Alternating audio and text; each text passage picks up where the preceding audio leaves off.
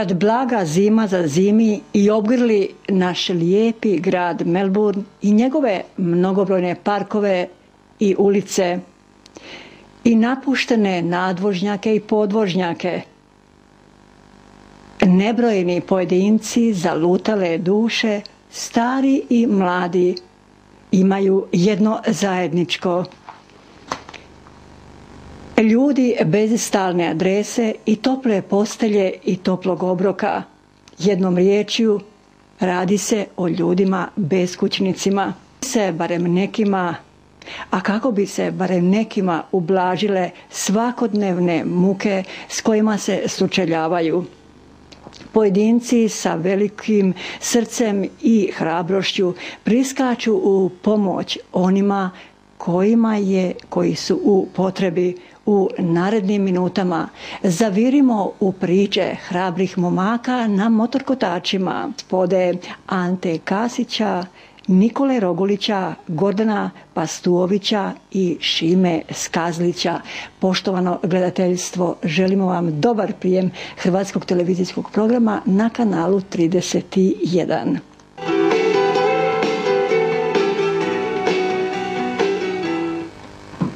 Ime mi je Ante Kasić, ja sam utemeljitelj Hrvatskog društva motociklista koji postoji od godine 2009.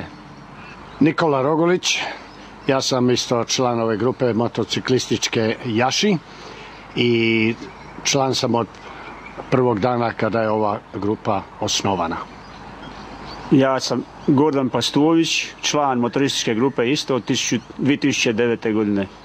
Ja sam Šime Skazlić, isto član motorističke grupe od 2009. godine. Cilj naše grupe je da se vozimo skupa s motorima, da idemo na izlete, da se družimo sa Hrvatima i da ponekad poduzmemo humanitarne akcije. Kako ja vidim, glavni motiv ove naše postojanja ove grupe je upravo da se družimo prvo kao Hrvati, da se proširimo kao takvi, da djelujemo u hrvatskoj zajednici, a tako i u zajednici grada Melbourna i tu smo našli sebe, evo tu sam ja našao sebe. Ja isto kao i moje kolege vozimo se i družimo se i sve, ali jako je važno da uskočimo kad treba u humanitarne, te baš upravo zato što smo motoristi i puno ljudi možda nekada strahuje od nas, a mi hoćemo pokazati da mi smo ipak dobroga srca i radimo dobre stvari isto. Ova grupa motorista je prijateljstvo. Vozimo se, družimo se, pijemo kavu i ovako prođemo naše vrijeme zajedno, a isto tako imamo i cilj da pomožemo drugima kada bude njima potrebno.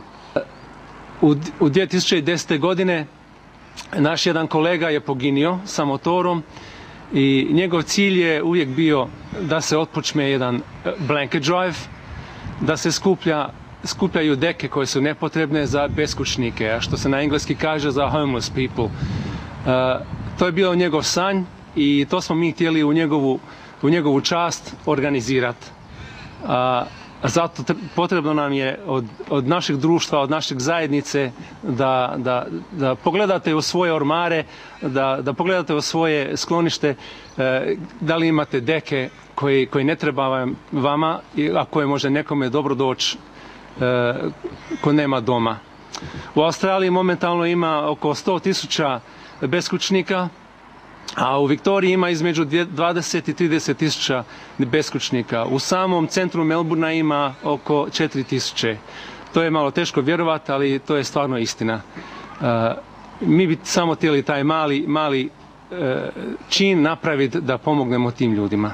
Hrvati, apeliram na sve vas, dok mi možda u svojim toplim domovima uživamo u sobama, možda nismo ni svjesni koliko ljudi je na ulici bez stana, bez kuće, u hladnoći ovog grada Melbourna spavaju. Naša je upravo akcija upravo ta koja želimo pomoći tim ljudima. Prošli put kad smo to radili, prije 2 godine, naše iskustvo je zaista bilo veliko i obogatili smo se jer smo vidjeli što to znači pomoći ljudima u nevolji. I ja mislim da je jako potrebno da svaki od nas nekada pomisli kada je jako zima i kada kiša pada i ledeno je u zimi, kako onaj nesretnik nema nikoga i on je negdje na kartonu u ćošku i zima mu je i onda ona deka što mi poklonimo, možda baš mu dobro dođe i on se sjeti, pa i ti Hrvati nisu loši ljudi. Ljudi misle da je samo zlo onima koji su na klupama ili bez kuće, ali prošle godine imali smo priliku da dovozimo svoje deke onima kojima je najpotrebniji. Ja sam povezao svoga sina i vidio sam ne samo one samce kojima je potrebno, nego samo i porodice, ljudi sa djecom koji su dolazili iz svoje auta, koji spavaju u auto po noćima. To je nemoguće vjerovati u današnjem svijetu da to je i oko nas svukuda, ali je tako je. I ne smijemo misliti samo na ono zlo, moramo gledati na ono dobro da činimo, jer dobro mora zavladati, a ne zlo da zavlada nama. Mi smo danas u ovom lijepom parku ovdje u Doncasteru, gdje ljudi dolaze sa svojim djecom, igraju se, šetaju, vozu bicikle. Ima mnogo parkova u Melbourneu gdje ljudi po noći spavaju po klupama, spavaju ispod stabla, nemaju kuće, nemaju domove, nemaju familije svoje. A koji su ti ljudi? I kakvi su ti ljudi? To su ljudi koji su svu sreću izgubili. To su ljudi koji su možda izgubili svoj posao i ne mogu naći posla.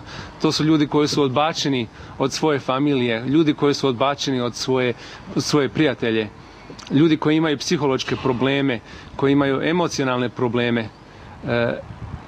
Takvima treba pomoć. Mi ne znamo više puta koliko smo mi sretni i ovo je naša prilika da možemo takvima pomoći.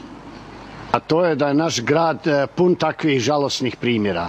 Mislim, mi ne moramo daleko ići, to možda imamo i u našem susjedstvu, no međutim ti beskućnici sebe nalaze i druže se i tako zajedno sprovode vrijeme, valjda znaju gdje mogu šta dobiti i neku pomoć. Mislim da je naša dužnost kao građana, a kao prvo i kršćana, da pomažemo svima onima koji su u nevolji. Ja mislim da je to jedan divna humanitarna akcija i ja sam upravo sretan da pripadam takvoj grupi ljudi koji žele pomoći onima koji su u potrebi. Poštovano gledateljstvo, ostanite na nekoliko trenutaka uz promidžbene poruke kanala 31, a potom uslijedit će naša emisija i naši večerašnji gosti. Sjetimo se znanstveno dokazane tvrdnje kako upravo oni koji udjeljuju nesebično iz srca i tekako osjećaju neizmjernu sreću, navodno, da upravo davanje proizvodi kemijski sastav koji hrani sreću i dušu u čovječjem organizmu. Poštovano gledateljstvo, ukoliko vi imate, a zacijelo svi od nas imamo višak koji nam nije potreban u našim domovima, udjelite onima koji su u potrebi. Nazovite telefonske brojeve koji će biti na našem televizijskom ekranu. Želim vam dobar prijem hrvatskog televizijskog programa na kanalu 31. Nedavno sam se šetao rivom dole u Docklands, Melbourne Docklands, sa svojim malim sinom i tako smo se šetali navečer i moj mali opazi jednog čovjeka koji spava na klupi jednoj pokrijen sa nekom dekom ili plahtom i pita me: tata, zašto ovaj leži tu na ovoj klupi? Ja kažem: sine, to ti je čovjek koji nema kuće, to je čovjek koji nema familije i nema doma. Takvih ima puno u Melbourneu. A ti ljudi, puno tih ljudi, najviše ja mislim da ih je dovelo u ovoj zemlji iz psihičkih razloga. Ljudi puknu od velikog rada, od poteškoća u životu, nesretnog braka ili drugih stvari. Ne možemo u to ići, samo dajte i osjećajte se dobro što ste dali. Hvala lijepa. Jedan primjerak svoj. Nekoliko puta idem u grad poslovno i uvijek se čudim kad vidim na vratima ili na klupama karton sa dekom, namirnice. To im je čitava kuća, čitav svijet. Kroz dan lutaju, tražu sebe, tražu hranu i onda da bi navečer zimi pokrili se i našli neki kantun da bi proveli čitavu noć. To je jako bijedno, jako žalosno. I da mi samo možemo jednu deku dati jednom čovjeku, to je za nas malo, a za njih je toliko puno. Dragi Hrvati, mi ćemo vaše deke donirati preko organizacije Father Bob Foundation, koji inače se trude i paze beskućnike Melbourna. Jednostavno možete zvati moj broj 0417 995 748 ili donesite vaše deke u vaš lokalni hrvatski nogometni klub, kao što je Croatia u Sunshine ili kao što je Dandenong City Soccer Club u Endeavour Hills, i ostavite svoje deke pa ćemo mi to pokupiti i u vaše ime darovati beskućnicima Melbourna. Hvala.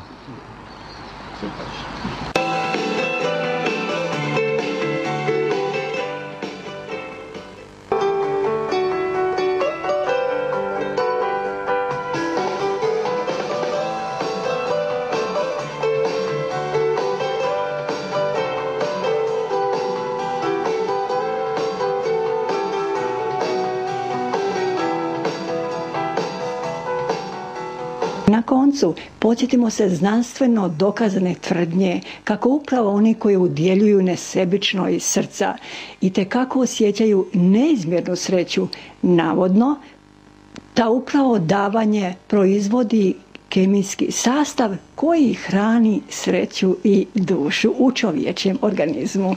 Poštovano gledateljstvo, ukoliko vi imate, a zacijelo svi od nas imamo višak koji nam nije potreban u našim domovima, udjelite onima koji su u potrebi. Nazovite telefonske brojeve koji će biti na našem televizijskom ekranu. Želim vam dobar prijem hrvatskog televizijskog programa na kanalu 31.